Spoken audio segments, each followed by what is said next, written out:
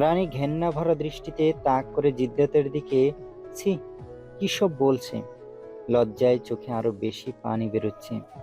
নিজেকে ছাড়ানোর জন্য সম্পূর্ণ রাগ দেখিয়ে শরীর ঝাঁকিয়ে সরে আসতে চাইছে। জিশান চোখ বন্ধ করে নিজেকে কন্ট্রোল করছে। অবশ্য জানা ছিল জিদ্দাতের কাছে এর থেকে বেশি কিছু আশা করা বোকামি। রানী তো পারে না হাত কচলিয়ে ভেঙে ফেলতে। আচমকা কোলে তুলে নিয়ে সিঁড়ির দিকে হাঁটা দেয়। জিশান সেপানে তাকিয়ে তাচ্ছিল্য হাসে। চোখে কেমন পানি চিকচিক করছে তার।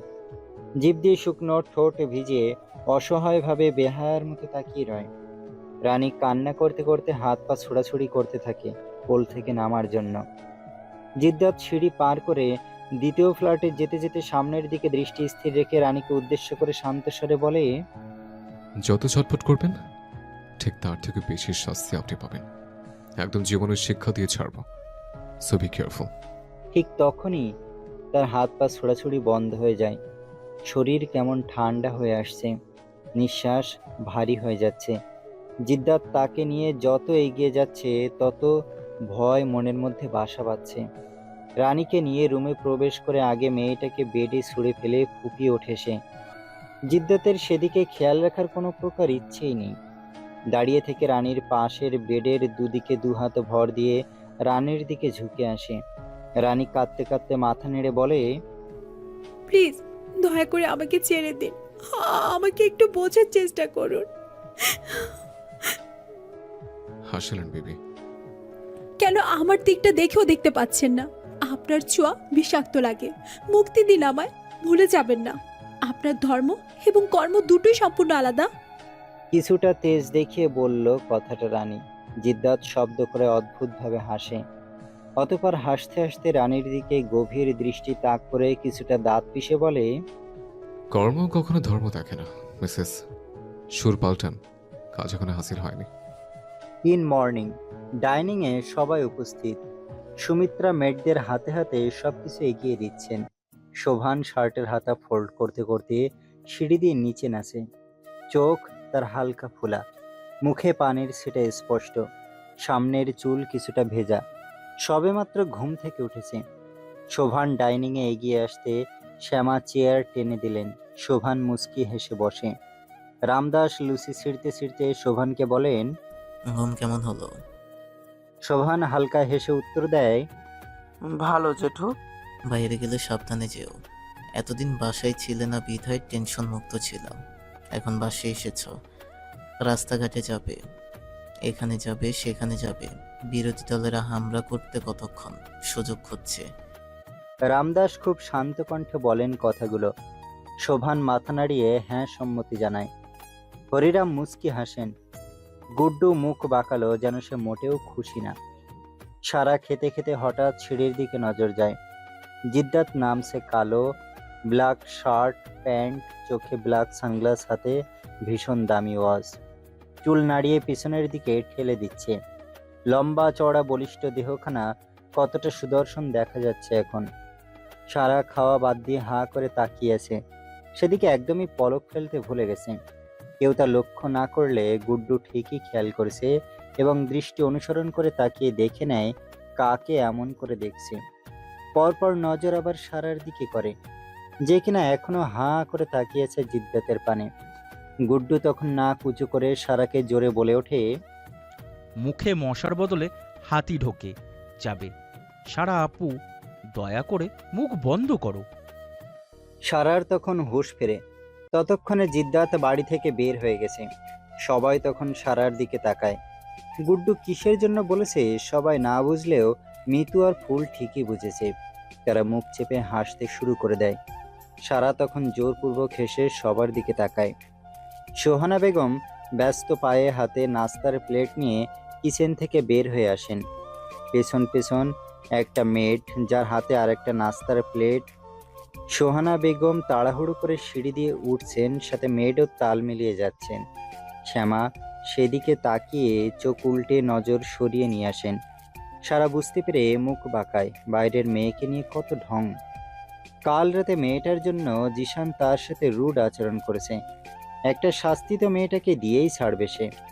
সোহানা বেগম রানীর দরজার সামনে দাঁড়িয়ে মেয়েটকে বলেন একপাশে দাঁড়াতে 10 মিনিটের জন্য। মেয়েট মাথা দুলিয়ে সায় দিলেন। সোহানা দরজা ঠেলে ভেতরে প্রবেশ করলেন। বেডে তাকাতেই প্রতিবারের মতো আজও একই অবস্থা। শাড়ি অল্প অংশ শুধু বুকে ঢেকে রাখা, লম্বা চুল বালিশের আশেপাশে সব জায়গায় ছড়িয়ে ছিটিয়ে আছে। সারা উন্মুক্ত শরীরে দাগ স্পষ্ট, জমাট বেঁধে কালচে বর্ণ ধারণ করেছে। তিনি দীর্ঘশ্বাস ছেড়ে এগিয়ে গিয়ে সাইড ডেস্কটপের উপর প্লেট রাখেন। রানীর মুখের দিকে ফিরে তাকান। ক্লান্ত মলিন মুখখানা দেখে অনেক খারাপ লাগছে ওনার। সারা রাত মনে হয় নির্ঘুম কেটেছে। এখন ডাক দিতেও মায়া লাগছে। কি আর করার, সময় মতো খাবার না খেলে তো অসুস্থ হয়ে পড়বে। বেডে বসে মাথায় হাত বুলিয়ে দিয়ে গালে হাত রেখে মায়া ভরা কণ্ঠে আস্তে করে ডাক দিলেন, রানীমা উঠো। সোহানা বেগম 2-3 বার শান্ত কণ্ঠে ডাক দিতেই রানী আস্তে আস্তে চোখ মেলে তাকায়। প্রায় কিছুক্ষণ মলিন চেহারা নিয়ে শাশুড়ির দিকে তাকিয়ে রয় এবং দৃষ্টি সরিয়ে আস্তে করে বেডে 2 হাতে ভর দিয়ে উঠে বসে। আজ আর কাঁদে না, শাড়ি টেনে নিজেকে ডাকতে ব্যস্ত হয়ে পড়ে। সোহানা বুঝতে পারলেন রানীর মনের অবস্থাটা। খুব আফসোস হচ্ছে। অপরাধবোধ দৃষ্টিতে তাকিয়ে বলেন, ক্ষমা করো আমায়, আমি চাইলেও কিছু করতে পারছি না। রানী তখন শাশুড়ির দিকে তাকায়। প্রথমে কিছু বলে না, কতক্ষণ তাকিয়ে থেকে হঠাৎ মলিন হেসে ভাঙা কণ্ঠে উত্তর দেয়, আপনি কেন ক্ষমা চেয়ে আমাকে লজ্জা দিচ্ছেন মা? সবই ভাগ্য, কপালের লেখন, চাইলেও কি বদলানো যায়? সোহানা রানীকে কাছে টেনে নিলেন। কপালে ঠোঁট ছুঁয়ে দিয়ে এক গালে হাত রেখে ফিসলে হেসে বলেন, খুব বড় হয়ে গেছো দেখছি, তবে মনে রেখো ধৈর্যের মহৎ গুণ। রানী অল্প হাসে। সোহানা রানীকে ইশারায় বলেন নেমে দাঁড়াতে। রানী নেমে দাঁড়ায়। পেটে অনেক পেইন হচ্ছে, দাঁড়াতেও তেমন পারছে না, কোনো রকম দাঁড়িয়ে আছে আর কি। সোহানা বেডশিট তুলে রানীকে ওয়াশরুমে নিয়ে ফ্রেশ হতে হেল্প করলেন। অতঃপর রুমে নিয়ে এসে চুল আঁচড়ে দিলেন, সাথে নিজের হাতে খাইয়ে দিয়েছেন। রানীও লক্ষ্মী মেয়ের মতো খেয়ে নিল। শাশুড়িটা না থাকলে হয়তো এতদিন তাকে খুঁজে পাওয়াই যেত না। সোহানা রানীকে রেস্ট নিতে বলে রুম থেকে বের হয়ে আসেন। মেয়েদের হাত থেকে প্লেট নিয়ে ডান দিকে অর্থাৎ জিশানের রুমের দিকে অগ্রসর হলেন। জিশানের রুমের দরজা আগে থেকে খোলা ছিল। তিনি সোজা রুমের ভেতরে প্রবেশ করেন। জিশান বেডে বসে বালিশের উপর ল্যাপটপ রেখে কি যেন করছে। নিজের আম্মার উপস্থিতিতে ল্যাপটপ সাইডে রেখে নড়ে চড়ে বসে। সোহানা মুখে হাসি ঝুলিয়ে রেখে জিশানের পাশে বসতে বসতে বললেন, কি করছিলেন বাপজান? জিশান বেডে হেলান দিয়ে সোজা সাপটা জবাব দেয়, তেমন কিছু না আম্মাজান, ভার্সিটিতে অনেকদিন যাওয়া হয়নি তো, অনলাইনে সব নোট করছিলাম। সোহানা ঠোঁটের কোণে মুচকি হাসি ঝুলিয়ে ছেলের দিকে স্নেহ ভরা চোখে তাকিয়ে বলেন, ও আচ্ছা, তো বাপজানের কি খাওয়া দাওয়া করতে হবে না? খিদে পায় না বুঝি? তুমি থাকতে আমার খাওয়া নিয়ে চিন্তা নেই, দাও দাও তো, খাইয়ে দাও, আর তর সইছে না। জিশান হাসতে হাসতে এমন করে বলে যেন তার খিদেতে পেট জ্বলে যাচ্ছে। সোহানা হাসলেন, যত্ন সহকারে খাইয়ে দিতে শুরু করেন। জিশান লুচি চিবোচ্ছে আর সোহানা এক দৃষ্টিতে তাকিয়ে কি যেন ভাবছেন। চিবোতে চিবোতে হঠাৎ মায়ের দিকে লক্ষ্য করে এভাবে কিছু ভাবতে দেখে জিশান প্রশ্ন করে। কি ভাবছো এমন করে? সোহানা ফোর্স করে নিঃশ্বাস ছেড়ে লুচি ছিঁড়তে ছিঁড়তে উত্তর দিলেন, তোমার ভাইকে দেখলাম না কোনো কিছু খেতে। জিশান চিবানো বন্ধ করে দিল। রুমে বিরাজ করলো কিছু সময়ের জন্য স্তব্ধতা। সোহানা লুচির টুকরোতে আলুর দম নিয়ে জিশানের মুখে তুলে ধরেন, তবে জিশান চুপ করে বসে রয়। সোহানা ভুরু উঁচিয়ে জিজ্ঞাসা করেন, তোমার আবার কি হলো? জিশান মুখে পুরে রাখা খাবারটা কোনো রকম গিলে স্বাভাবিক থাকার চেষ্টা করে জোরপূর্বক হেসে উত্তর দেয়, কিছু না আম্মাজান। সোহানা আর কিছু বলেন না। জিশানকে পুরোপুরি খাইয়ে মাথায় আদুরে স্পর্শে হাত বুলিয়ে দিলেন, সাথে মেডিসিন দিতে ভোলেনি। জিশান এখনো পুরোপুরিভাবে সুস্থ নয়, আগের থেকে শুকিয়ে গেছে অনেকটা। সোহানা প্লেট নিয়ে 2 কদম সামনে যেতে সে তাড়াহুড়ো করে পিছু ডাক দেয়। আম্মাজান। সোহানা পিছন ফিরে ইশারায় বলেন, কিছু কি লাগবে? জিশান তখন মাথার পেছনের চুল এক হাতে চুলকাতে চুলকাতে হাসার চেষ্টা করে মিনমিনিয়ে বলে। না আম্মাজান। পরপর কিছুটা অপ্রস্তুত হয়ে উনি কোথায়? সোহানার কপালে ভাঁজ পড়ে। কার কথা বলছে বুঝতে না পেরে বলেন। এই উনিটা আবার কে রে বাপ? জিশান নড়ে চড়ে বসে, আবারও ঘাড়ের চুল চুলকিয়ে জোরপূর্বক হেসে বলে। আরে আমাদের বাসায় একটা মেয়ে থাকে না? সোহানা তারপরও বুঝলেন না কার কথা বলছে ছেলে। পুরোপুরি ফিরলেন, প্রশ্নবোধক চাহনি তিনার। আবারও বলে হাসলেন। কার কথা বলছো? জিশান তৎক্ষণাৎ নজর সরিয়ে নেয়। মায়ের কাণ্ডে মেজাজ উঠে যায় তার। কিছুটা রাগ দেখিয়ে বলে। যাও তো, তুমি বলতে হবে না তোমার। সোহনা বেগম অস্বস্তি নিয়ে বোকার মতো তাকান। না বুঝিয়ে বললে বুঝবে কি করে কার কথা বলছে। রাত ৮ মতো হবে। লিভিংয়ে প্রতিটা ফার্নিচার ও নানান জিনিসপত্র সরিয়ে দেওয়া হয়েছে, শুধু উপরে বিশাল বড় ঝাড়বাতিটা ছাড়া।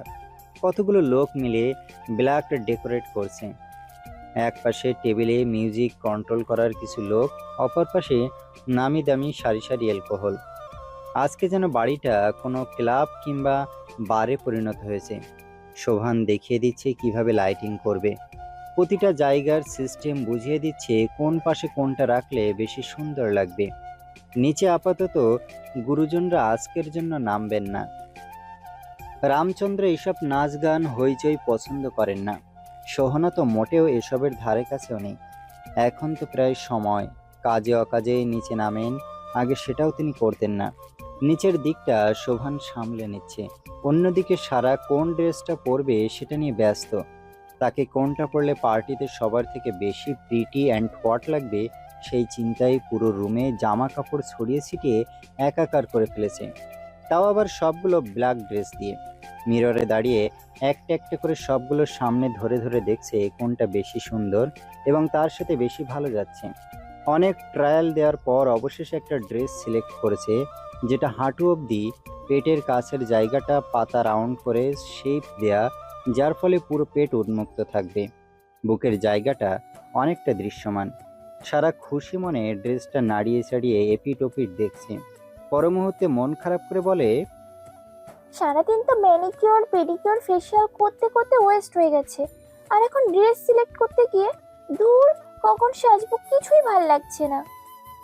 বলতে বলতে ড্রেসটা বেডের উপর রেখে পাশে তাকাতে দেওয়ালে থাকা বিশাল পেন্টিং এর দিকে নজর যায়।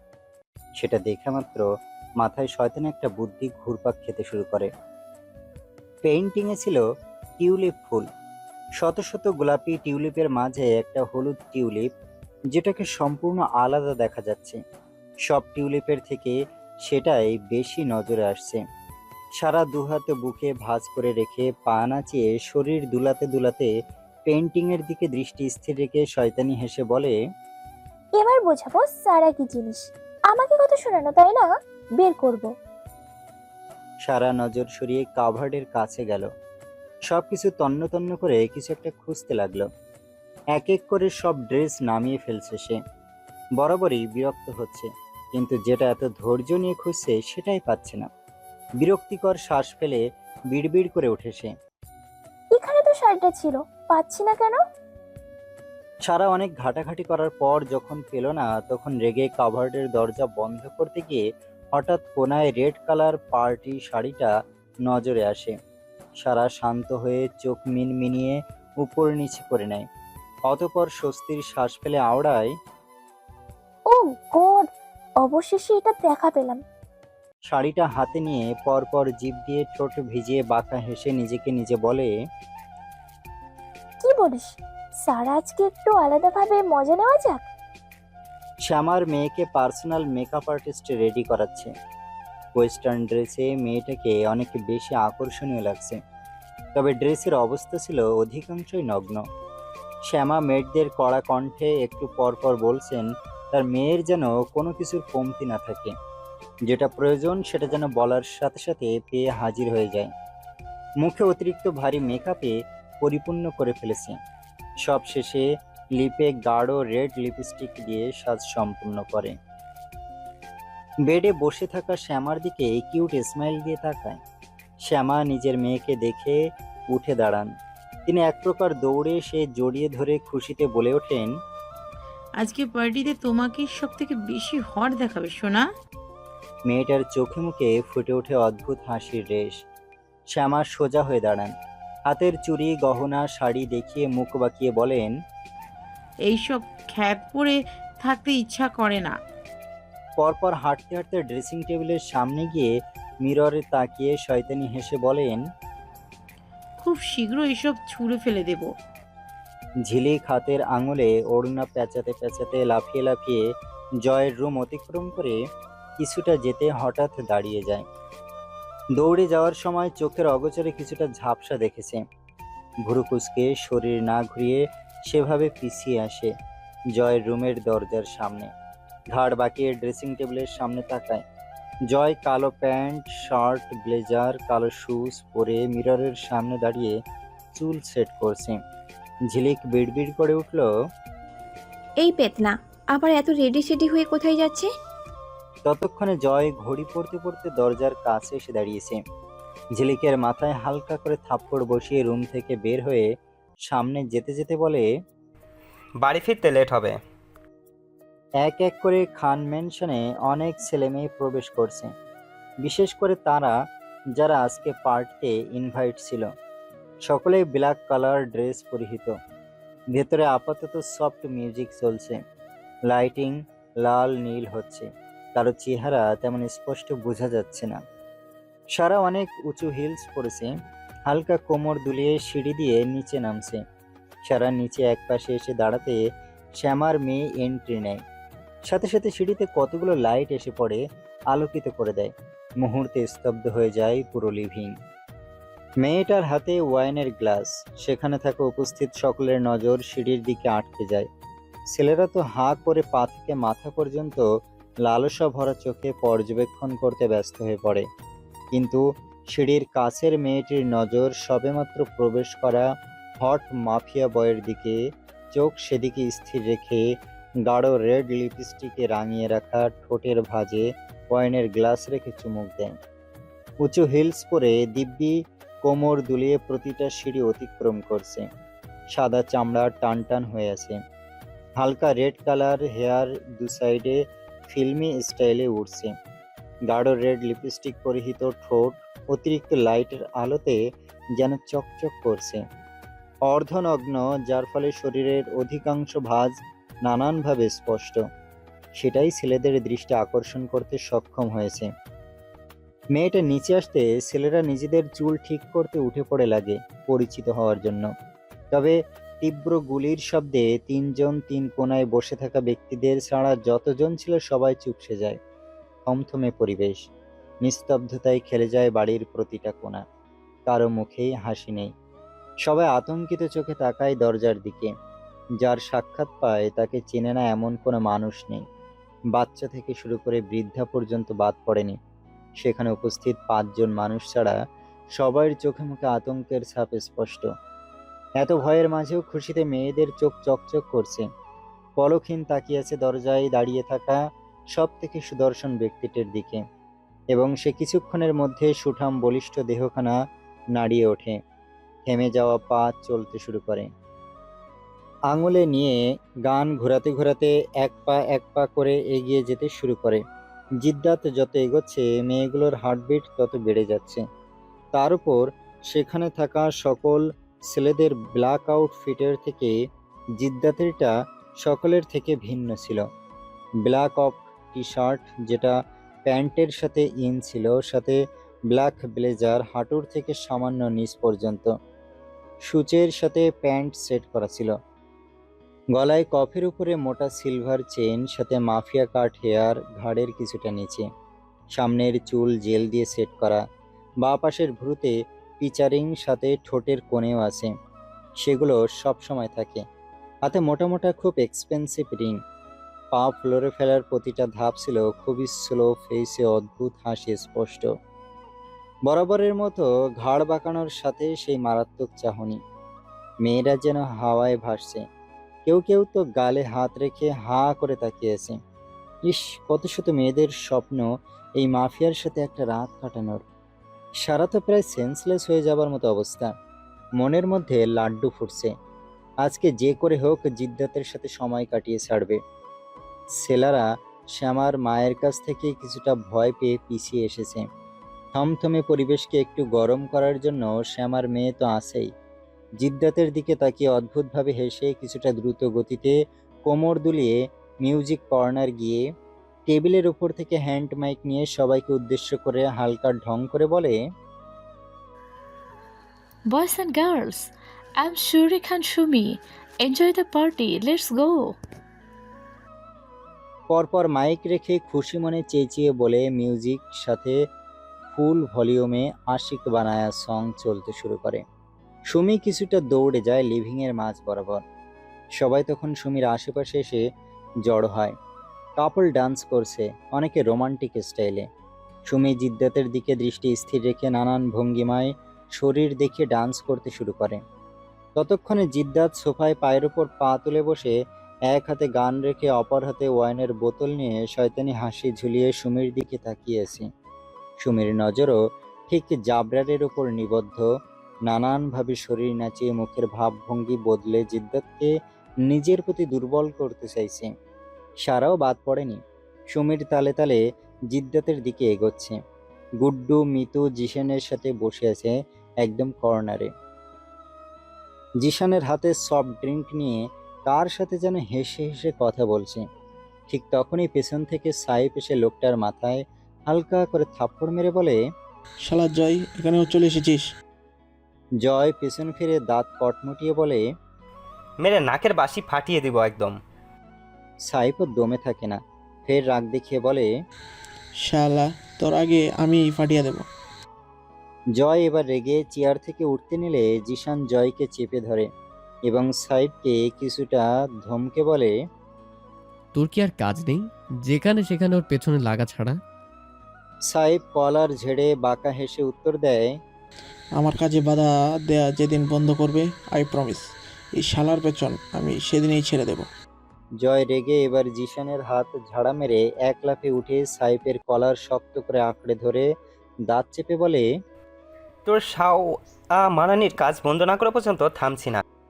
জিশান জয়কে টেনে নিয়ে এসে সাইফকে অন্যদিকে ঠেলে পাঠিয়ে দেয়। এখানে দুজন থাকলে মারামারি শিওর। সারা যেই না ডান্স করতে করতে গিয়ে জিদ্দাতের কাছে বসবে তার আগেই সুমিতাকে ক্রস করে জিদ্দাতের গালে এক হাত রেখে অপর হাতে গলা জড়িয়ে কোলে বসে পড়ে।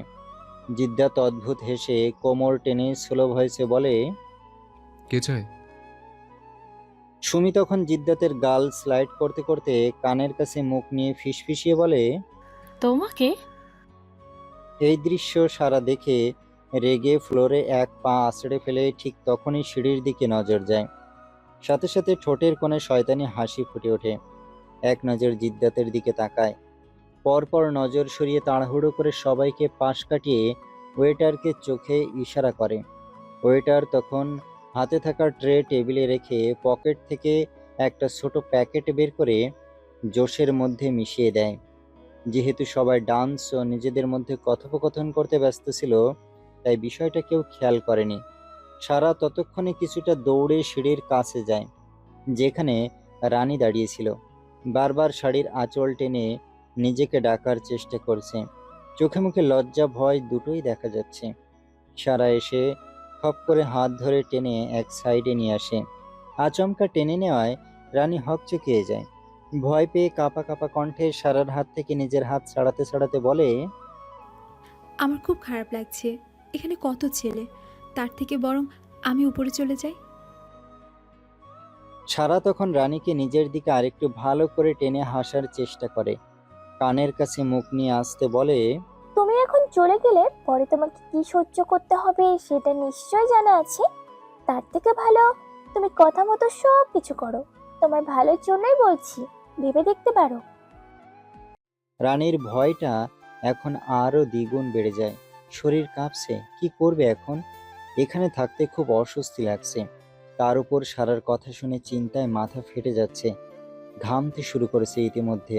শাড়ির আঁচল টেনে ঘোমটা দিয়ে মাথা নিচু করে কেমন হাঁসফাঁস করছে। রানীর এই অস্বস্তিকর অবস্থা দেখে সারা বেশ মজা পাচ্ছে। সে ঠোঁট চেপে হেসে নেয়। পরপর নিজেকে স্বাভাবিক রেখে কিছুটা হতাশ হওয়ায় ভান করে বলে, আচ্ছা চলে যাও উপরে। না না। তাড়াহুড়ো করে সারার হাত খাবলে ধরে তা বলল, চোখে মুখে এক আকাশ সমান ভয় স্পষ্ট। কিছু একটা ভয় তার মাথায় ঘুরছে, অতিরিক্ত আতঙ্কে থাকার ফলে মস্তিষ্কে প্রভাব ফেলছে। সারা অগোচরে শয়তানি হেসে বলে, গুড। ততক্ষণে ওয়েটার জুস নিয়ে সারার কাছে এসে দাঁড়ায়। সারা রানীকে ইশারায় নিতে বলে। রানী এক নজর সেদিকে তাকিয়ে পরপর সারার দিকে তাকিয়ে বলে, সরি, আমি ড্রিঙ্ক করি না। সারা তখন গ্লাসটা নিজের হাতে তুলে নিয়ে রানীর মুখের সামনে ধরে মিথ্যা মিষ্টি হাসার চেষ্টা করে বলে, এটা একদম খাঁটি ম্যাঙ্গো জুস, তাড়াতাড়ি নাও, তোমার জন্য অপেক্ষা করছে তো। রানী তারপরেও নিতে চায় না।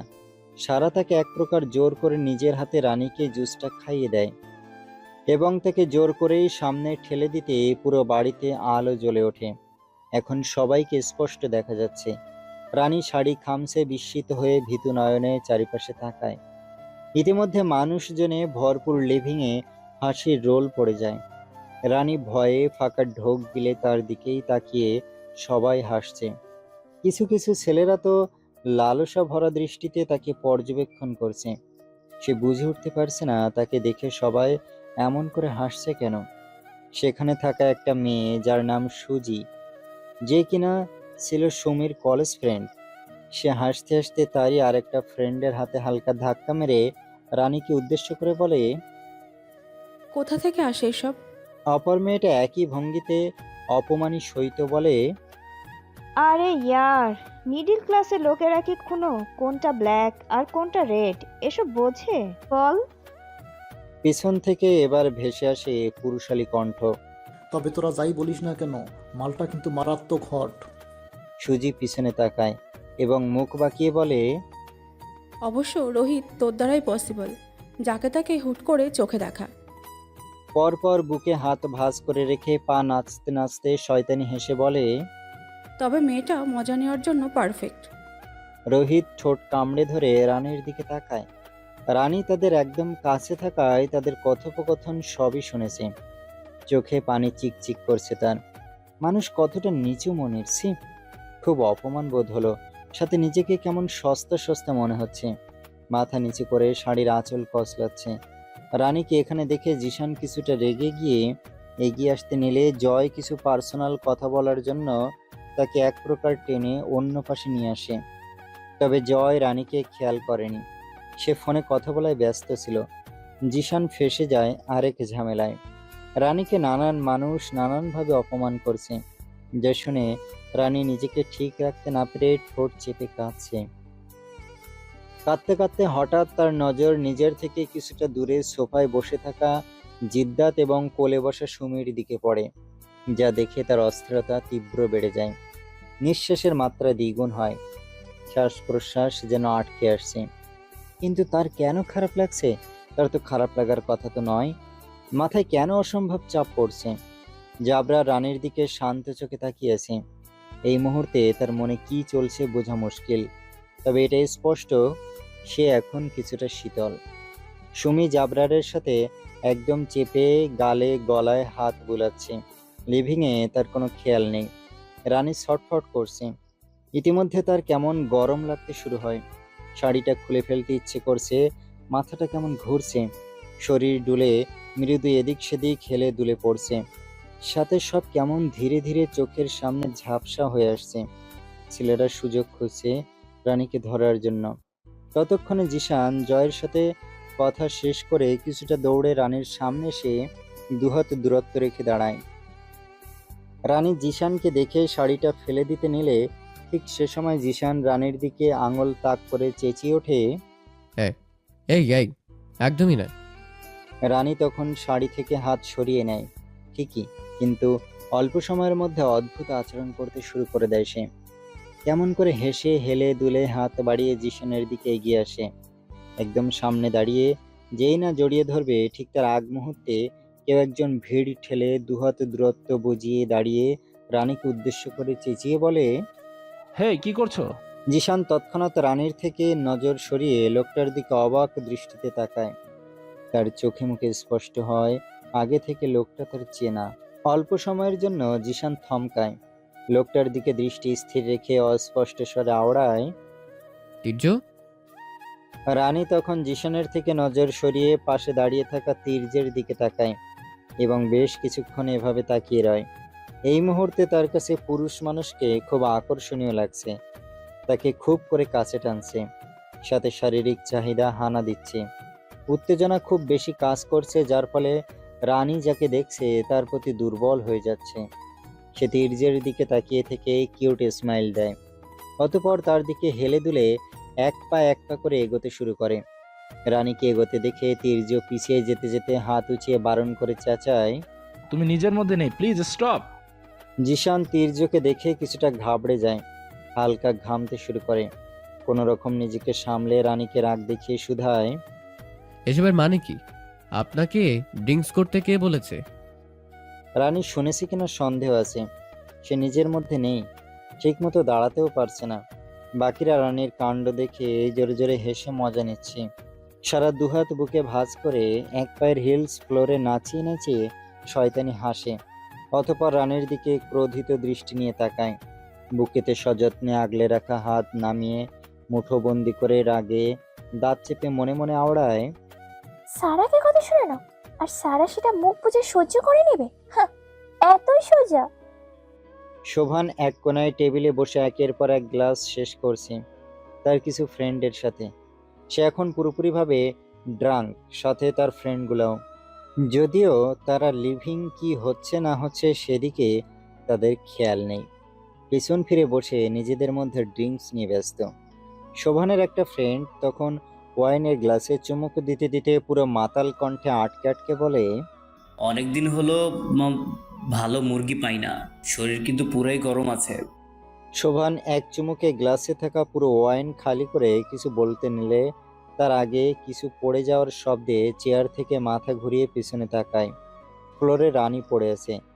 শোভান প্রথমে কেমন ঝাপসা ঝাপসা দেখল, তাই মাথা ঝাঁকিয়ে চোখ বন্ধ করে নিয়ে পরপর চোখ খুলে আবার তাকালো। এবার চোখের সামনে কিছুটা স্পষ্ট হয়, তবে সে কি সত্যি দেখছে? তার মনে হানা দিচ্ছে এটা মানুষ নাকি কোনো পরী। শোভান আবারও মাথা ঝাঁকিয়ে ভিউ দিয়ে ঠোঁট ভিজিয়ে চোখ টান টান করে ফ্লোরে পড়ে থাকা রানীর দিকে তাকায়। পরপর দু হাতে চুল টেনে ধরে ঠোঁট কামড়ে চোখ ছোট ছোট করে মিনমিনিয়ে ড্রাঙ্ক ভয়েসে পাশে থাকা ফ্রেন্ডদের বলে, মামা বেশি খেয়ে খেয়ে ফেলেছিস মনে হয়, না হলে ফ্লোরে পড়ি আসবে কোথা থেকে? শোভানের কথা শুনে তার বাকি ফ্রেন্ডরা একই ভঙ্গিতে একসাথে ফ্লোরে তাকিয়ে বলে, তুইও কি আমার মতো ফ্লোরে পড়ে দেখছিস? সারা এক পাশে দাঁড়িয়ে থাকা 4-5 ছেলের পাশে গিয়ে দাঁড়ায়, যারা কিনা খুব বাজে দৃষ্টিতে রানীকে খুঁটিয়ে খুঁটিয়ে দেখছে। সে ছেলেগুলোকে আস্তে করে উসলিয়ে বলে, তোমরা চাইলে মেয়েটাকে নিজেদের কাছে ডাকতে পারো, হাসতে হাসতে চলে যাবে। সবগুলো ছেলে তখন আরো লোভিষ্ঠ হয়ে পড়ে। ঠিকই তো, রানীকে এখন নিজেদের কাছে ডাকলে নিঃসন্দেহে চলে আসবে, বেশ মজাও নিতে পারবে। ছেলেগুলো 4 ভাগ হয়ে চারিদিকে দাঁড়ায় এবং সেখান থেকে একজন দুহাত বাড়িয়ে দিয়ে রানীকে বলে, এদিকে আমার কাছে আসো। রানী বসে না থেকে দুহাতে ভর দিয়ে ধীরে ধীরে আবারও উঠে দাঁড়ায়। তার ঠোঁটে ফুটে ওঠে এক ভুবন মোহিনী হাসি। সেই হাসির আবেশ নিয়ে ধীর পায়ে ছেলেটির দিকে এগিয়ে যেতে উদ্যত হয়। ঠিক সেই মুহূর্তে হঠাৎ অন্য পাশ থেকে দ্বিতীয় ছেলেটির ডাক ভেসে আসে, ওদিকে নয়, আমার কাছে আসো। রানী বাচ্চাদের মতো করে মুখ ফুলিয়ে চোখ মুখ কুঁচকে নেয়, ঠোঁটে অভিমানী ভঙ্গি ফুটে ওঠে তার। অতঃপর সে ধীর পায়ে দ্বিতীয় ছেলেটির দিকে এগিয়ে যেতে উদ্যত হয়। ঠিক তখনই তৃতীয় ছেলেটি হঠাৎ করে রানীকে ডেকে দৃষ্টি নিজের দিকে টেনে নেয়। জয় এতক্ষণ সবকিছু খুব মনোযোগে রানীকে সহ দেখছিল। ছেলেগুলোর কাহিনী দেখে মাথায় তার আগুন জ্বলছে। জিশান দাঁত খিঁচে নিয়েছে, চোখে দাও দাও করছে দাবানল। তীর্য এক প্রকার রক্তচক্ষু করে ছেলেগুলোর দিকে তাকিয়ে হাত মুঠোবন্দি করে নেয়। সুমি জিদ্দাতকে নিয়ে ব্যস্ত ঝুঁকে থেকে বুকে আলতো হাত বোলাতে বোলাতে নিজের দিকে ইঙ্গিত করে বলে, চান্স দিয়ে দেখতে পারো, একদম খুশি করে দেব। তবে জিদ্দাতের নজর সুমির দিকে নয়, বরং স্থির পুরো লিভিং জুড়ে। সোফায় হেলান দেওয়া অবস্থায় হাতের আঙুলগুলো ধীরে ধীরে উপর নিচে নাড়তে নাড়তে চারপাশের প্রতিটা দৃশ্য তীক্ষ্ণ দৃষ্টিতে পর্যবেক্ষণ করছে। সেখানে ঘটে যাওয়া প্রতিটা জিনিস এক এক করে নিজের মাথায় গেঁথে নিচ্ছে। সে সাথে জিভটা ধীরে ধীরে দাঁতের ভাঁজে ভাঁজে ঘুরে বেড়াচ্ছে। রোহিত অন্য মতলবে এগিয়ে গিয়ে রানীকে যেই নাক খপ করে ধরতে নেবে, তার আগেই অমনি সে ফ্লোরে লুটিয়ে পড়ে। গলার নিচ থেকে বের হতে শুরু করে গল গলিয়ে এক নাগাড়ে রক্ত। বাড়ির ভেতরে আবারও নেমে আসে ভয়ঙ্কর এক নিস্তব্ধতা। সে স্তব্ধতা বিরাজ করার মাঝে বিস্ময়ে এক একজনের চোখ সাধারণের তুলনায় বড় বড় হয়ে বেরিয়ে আসার উপক্রম। অবাক নয়নে ফ্লোরে লুটিয়ে পড়া রোহিতের দিকে তাকিয়েছে। মাথার নিচে পুরো জায়গাটা রক্তে ভেসে যাচ্ছে। রোহিতের দৃষ্টি স্থির সিলিংয়ে। তার সাথে কি হয়েছে এখনো পর্যন্ত টের পায়নি বোধহয়। তবে ঘাড়ের এক সাইডের অংশটা অবশ হয়ে এসেছে। কণ্ঠ শক্তি হারিয়েছে লুটিয়ে পড়ার সাথে সাথেই। সে প্রায় শ্বাসরুদ্ধ। রানী তখনও পাগলামো করে যাচ্ছে। সকলে রানীকে ছেড়ে রোহিতকে ঘিরে দাঁড়িয়েছে। সুজি ও তার বাকি ফ্রেন্ডগুলো ভয়ে কেঁদে দিয়েছে। রোহিতের দিকে হালকা ঝুঁকে গিয়ে বারবার তাকে ডাকছে। সবার দৃষ্টি তখন ফ্লোরে লুটিয়ে পড়া রোহিতের দিকেই নিবদ্ধ। কিন্তু শোভানের চোখ সেখানে নয়। তার দৃষ্টি স্থির হয়ে আছে জিদ্দাতের দিকে। সুমি চোখ বড় বড় করে মুখে এক হাত চেপে জিদ্দাতের পাশেই দাঁড়িয়েছে। তার চোখ আটকে আছে জিদ্দাতের হাতে ধরা ভাঙা কাচের টুকরোটার দিকে। সেই দৃশ্য এক মুহূর্তের জন্য তাকে স্তব্ধ করে দিয়েছে। শোভানের নেশাও তখন মুহূর্তেই উধাও। কিছুক্ষণ আগেও সে দুলতে দুলতে রানীর দিকে এগিয়ে যাচ্ছিল। ঠিক তার আগের মুহূর্তেই সব কিছু ঘটে গিয়েছে। এত দ্রুত আর আকস্মিক ঘটনায় শোভানের পা আটকে যায়। সামনে বাড়ানোর সাহস আর হয়ে ওঠে না। সে শুধু জাবরারের দিকে অবিশ্বাস চোখে তাকিয়ে ভাবছে, একটা মানুষ কিভাবে এত নিখুঁতভাবে ভাঙা কাচের টুকরো সেকেন্ডের মধ্যে লক্ষ্যভেদ করলো। পর মুহূর্তে মাথা ঝাঁকিয়ে ভাবে, এমন দক্ষতা নিয়ে প্রশ্ন তোলাটাও যেন নেহাতি বোকামি। তাই শোভান ট্রাই টেনে ঠিক করে পিছিয়ে আসে।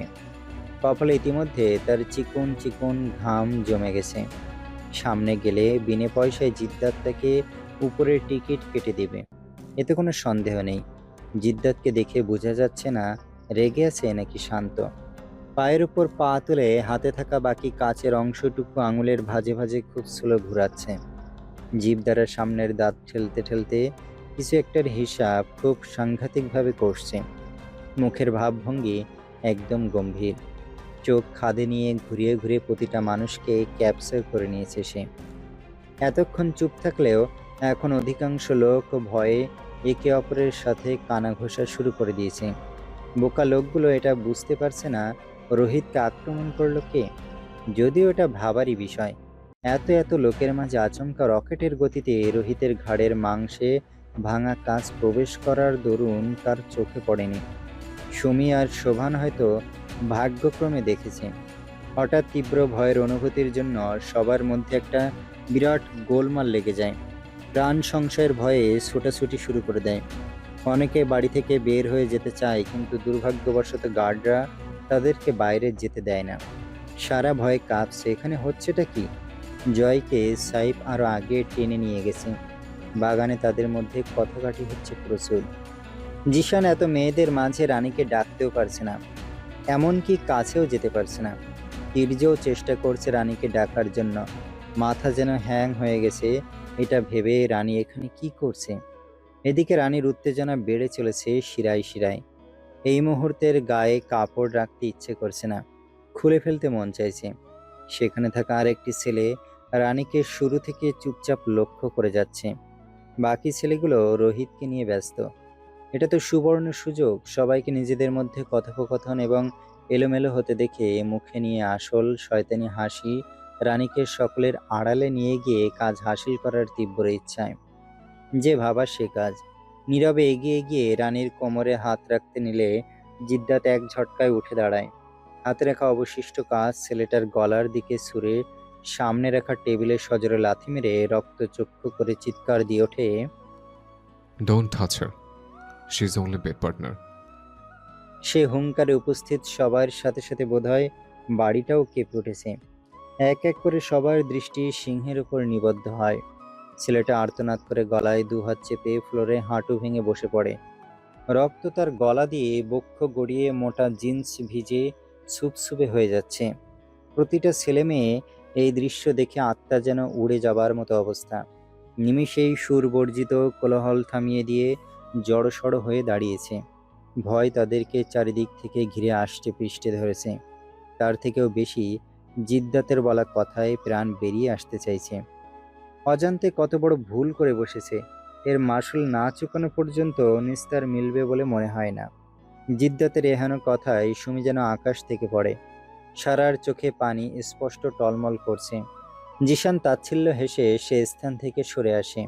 তীর্য তেতে গিয়ে রাগী দৃষ্টি নিয়ে জিদ্দাতের দিকে দাঁত চেপে তাকায়। জিদ্দাত নিজের ব্লেজারটা একটানে খুলে ওয়াইনের বোতল তুলে সেটাকে ভেঙে চোয়াল শক্ত করে লিভিংয়ের মাঝ বরাবর এসে দাঁড়ায়। চোখ মুখ শক্ত করে দাঁত পিষতে পিষতে গার্ডকে উদ্দেশ্য করে হুঙ্কার ছাড়ে, দরজা তালা লাগা, ফাস্ট। গার্ডগুলো দৌড়ে গিয়ে দরজায় বিশাল বড় তালা ঝুলিয়ে দেয়। উপস্থিত সবাই এবার আগের চেয়েও বেশি ভয় পেয়ে জড়সড় হয়ে যায়। কারো মুখে কথা নেই, শুধু আতঙ্কে একে অপরের দিকে তাকাচ্ছে। জিদ্দাত হাতের কাজটা ঘুরিয়ে ফিরিয়ে দেখে নেয়, অতঃপর এক নজর সবার দিকে তাকায় এবং মুখে অদ্ভুত হাসির রেশ টেনে ধীরে পায়ে কাজটা প্রতিটা মানুষের মুখের সামনে তাক করে ঘুরিয়ে নিয়ে যেতে থাকে। এতে করে লোকগুলো ঘামতে শুরু করে। যার দিক থেকে সরিয়ে নিচ্ছে সে যেন হাঁপ ছেড়ে বাঁচে। সুজি জিদ্দাতের দিকে তাকিয়ে হাত কসলাচ্ছে, ঠিক মতো দাঁড়াতে পারছে না। এত শীতলতার মাঝেও পুরো মুখ ঘেমে একাকার। জাবরার তার মুখের সামনে কাজ ঘুরিয়ে নেওয়ার সময় জোরে জোরে শ্বাস নিতে নিতে শুরু করে মনে মনে ভাবছে, আর যাই হোক তার কাছে যেন কাজ না থামায়। জাবরার সুজিকে ক্রস করে কাজ নিয়ে যেতেই সুজি সুস্থির নিঃশ্বাস ফেলে, কিন্তু বেশিক্ষণ সে স্বস্তি স্থায়ী হয় না। জিদ্দাত আচমকা কাজ আবারও সুজির সামনে নিয়ে এসে থামিয়ে দেয়। সুজি চোখ বড় বড় করে মাথা পিছিয়ে নিয়ে আসে, কলিজা কাঁপছে। বাকিদেরও একই অবস্থা। ভীতু নয়নে জড়সড়ভাবে সে দৃশ্য এক এক জন অনেক কষ্ট করে গিলছে। সারা হাঁ করে তাকিয়ে আছে। ইতিমধ্যে সুজি কেঁদে দেয়, এক পা করে পেছাতে শুরু করে। সুজি যত পিছিয়ে যাচ্ছে জিদ্দাত ঠিক তত এগোচ্ছে। পেছাতে পেছাতে এক পর্যায়ে পিঠ গিয়ে ঠেকে সিঁড়ির রেলিংয়ে। সুজি এবার কুল কিনারা না পেয়ে হাত জোড় করে কাঁদতে কাঁদতে বলে, প্লিজ আমাকে মারবেন না, দয়া করে ছেড়ে দিন। জিদ্দাত চোখ সরিয়ে মাথা নাড়িয়ে নাড়িয়ে শব্দ করে হাসতে শুরু করে। এই হাসির ধ্বনি প্রতিটা মানুষের আত্মা নাড়িয়ে তোলে। বিশেষ করে ছেলেরা কিছুটা দূরে পিছিয়ে যায়। ভয়ে বারবার শুকনো ঢোক গিলছে। প্রতিনিয়ত হাতের উল্টো পিঠে কপালের ঘাম মুছে নিচ্ছে। জিদ্দাত কতটা ডেঞ্জারাস সেটা তাদের নতুন করে জানতে হবে না, আগে থেকেই জানা ছিল। কিন্তু তাদের এটা জানা ছিল না যে অতি সাধারণ একটা মেয়ের জন্য জিদ্দাত এমন রিয়াক্ট করবে। জাবরার হাসির মাঝেই ধীরে ধীরে চেহারার রং বদলে চোখ মুখ শক্ত হয়ে আসে। মুহূর্তের মধ্যে চোখের সাদা অংশতে লাল শিখর গজিয়ে ওঠে। হাতে থাকা কাজটা দ্বিগুণ শক্ত করে আঁকড়ে ধরে নিয়ে দাঁত পিষতে পিষতে বলে, জেবরার খান জিদ্দাতের কাছে দয়া বলতে কোনো ওয়ার্ড নেই। কথা শেষ হতে কাজটা ঘুরিয়ে যেই না মেয়েটার গলায় বসাতে নেবে অমনি সারা দৌড়ে এসে জিদ্দাতের হাত শক্ত করে ধরে ফেলে। সাথে শক্ত কণ্ঠে চেঁচিয়ে ওঠে,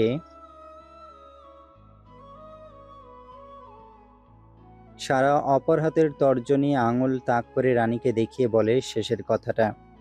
জিদ্দাত আচমকা কাজটা নামিয়ে নিয়ে এক ভুরু উঁচিয়ে সারার দিকে তাকায়।